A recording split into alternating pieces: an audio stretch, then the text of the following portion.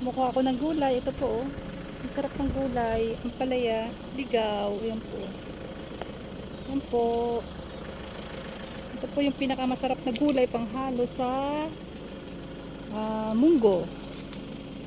O kaya kahit ilagay po sa kanin, masarap din siya. Ayan po, oh. Paborito ko kasi ito eh. Nakakita ako dito sa aming pinuntahan na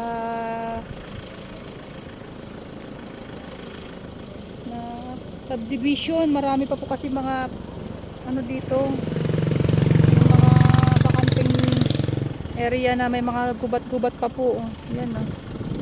Ayan. Ayan po, oh. Nakakita po ako ng gulay. Yes. Libre na po sa gulay. Ang hirap kasi dito sa Kabayanan. Ang mahal-mahal ng gulay ngayon. Ayan po, nakakita ako ng libre ngayon. Ayan po. Ito po kasi madali lang tumubo. Ayan po. Ay, ampalaya. Ayan po. Hahanap po tayo kung saan pa ang mayroon. Saan pa kaya ang mayroon?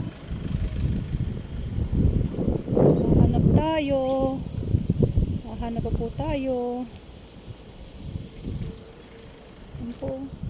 Ganda ng mga bahay dito. Ang ganda ng mga bahay dito.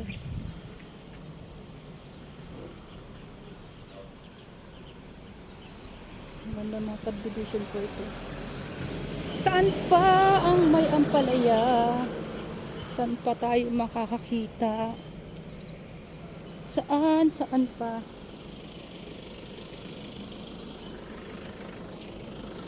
Saan pa ang may ampalaya?